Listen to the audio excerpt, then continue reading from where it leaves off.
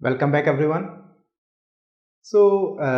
In previous videos we have studied local variable, static variable and instance variable. So just to summarize this, local variable को हमेशा आप method, constructor या फिर block में declare कर सकते हैं. आपको लोकल वेरिएबल के केस में ये ध्यान रखना है कि लोकल वेरिएबल मेथड में डिक्लेयर हो सकते हैं या फिर कंस्ट्रक्टर में डिक्लेयर किए जा सकते हैं या फिर ब्लॉक में डिक्लेयर हो सकते हैं. यही तीन एरिया हैं जहां पे हम लोकल वेरिएबल का यूज करते हैं. And coming to the instance variable, instance variable को हमेशा हम क्लास में डिक्लेयर करते हैं. ठीक है, तो in Java programming everything is written in the class. ये सारी चीजें भी क्लास के अंदर ही आती है. ठीक है, लेकिन ये क्लास के अंदर एक पर्टिकुलर आप इसको बॉडी समझते हो, बॉडी समझ सकते हो जिसको हम ब्रैकेट से यूज करते हैं. ठीक है, तो क्लास में मेन एट द टॉप या फिर इन बिटवीन या फिर लास्ट में जो है आप कहीं पे भी इंस्टेंस वेरिएबल को डिक्लेयर कर सकते हो. Okay, and what about static variable? Static variable को भी हमेशा हम क्लास में ही डिक्लेयर करते हैं, लेकिन इस पे हम स्टैटिक कीवर्ड का यूज करते हैं, जबकि इंस्टेंस वेरिएबल में स्टैटिक कीवर्ड का यूज नहीं करते. ये पहला डिफरेंस है दोनों में. Okay, now second thing is, यहाँ पे लोकल वेरिएबल में एक्सेस मॉडिफायर का यूज नहीं होता है. लोकल वेरिएबल को आप एक्सेस मॉडिफायर बिल्कुल अप्लाई नहीं करते हो. व्हाई? क्योंकि लोकल वेरिएबल की विजिबिलिटी जो है वो सिर्फ और सिर्फ उस मेथड, कंस्ट्रक्टर या ब्लॉक ही तक लिमिट होती है, तो उसको आप ना ही बढ़ा सकते हो ना ही आप उसको घटा सकते हो. तो फिर वहां पे एक्सेस मॉडिफायर का यूज करने का कोई मीनिंग नहीं है. Coming to the instance variable, यहां पे हम एक्सेस मॉडिफायर का यूज करते हैं, एक्सेस मॉडिफायर यूज करते हैं. एंड इस in most of the time जो है एक्सेस मॉडिफायर में हम यहाँ पे प्राइवेट का यूज करते हैं, private access modifier. Now in static variable में भी हम ऑल्सो एक्सेस मॉडिफायर का यूज करते हैं, और यहाँ पे मोस्ट ऑफ द टाइम्स जो है स्टैटिक वेरिएबल में हम पब्लिक एक्सेस मॉडिफायर को यूज करते हैं. ओके, सो स्टैटिक वेरिएबल में आप चाहे तो प्राइवेट प्रोटेक्टेड भी यूज कर सकते हैं, but most of the time हम पब्लिक यूज करते हैं. उसी तरह से इंस्टेंस वेरिएबल में भी हम most of the times private use करते हैं. नाउ ये तो हो गई फर्स्ट सेकंड थिंग, दो डिफरेंस हो गए.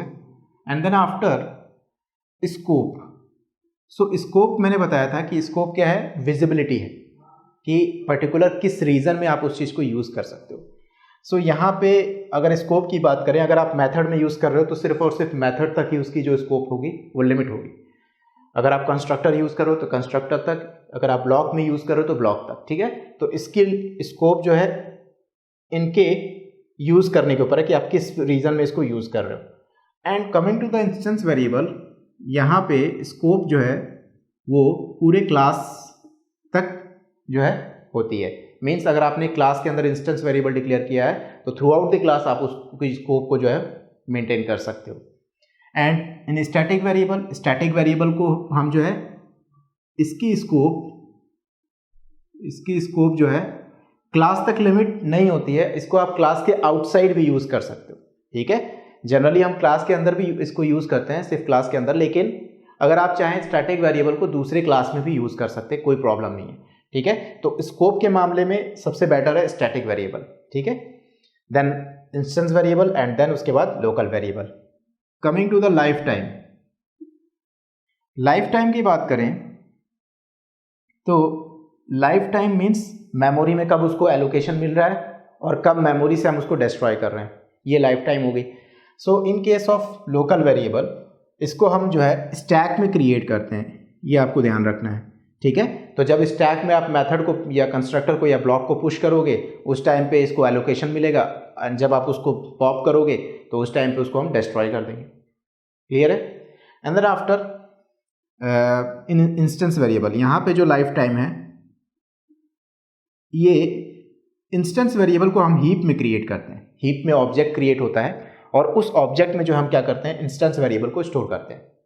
सो हीप के अंदर जनरली जो ऑब्जेक्ट आपने क्रिएट किया है उसको आप लोकेट कर रहे हो वेरिएबल से, रेफरेंस वेरिएबल से, और वो रेफरेंस वेरिएबल इस स्टैक में क्रिएट होते हैं।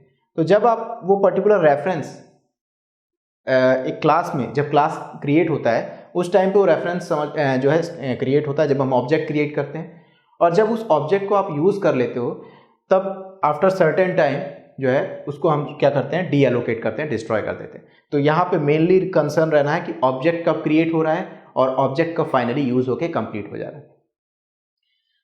इन स्टैटिक वेरिएबल यहाँ पे जो लाइफ टाइम है ये जनरली क्लास तक लिमिट होती है। मीन्स अगर आप जब क्लास को लोड करोगे JVM के ज़रिए तो क्लास में क्या होगा, ये स्टैटिक वेरिएबल स्टोर होगा। तो जब क्लास कंप्लीटली यूज हो जाएगा देन उसका पर्टिकुलर स्टैटिक वेरिएबल जो है डिस्ट्रॉय हो जाएगा। सो क्लास के अपलोड एंड देन क्लास के डिस्ट्रॉय होने तक इसकी लाइफ टाइम रहती है। यहाँ पे ऑब्जेक्ट के अपलोड ऑब्जेक्ट के डिस्ट्रॉय होने तक इसकी लाइफ टाइम रहती है, और यहाँ पे स्टैक में कब पुश और पॉप कर रहे हैं उस पर इसकी लाइफ टाइम डिपेंड करती है। Okay, so these are the certain points which I think you might understand about these variables. Okay, so in the next video we will start a new topic on data types.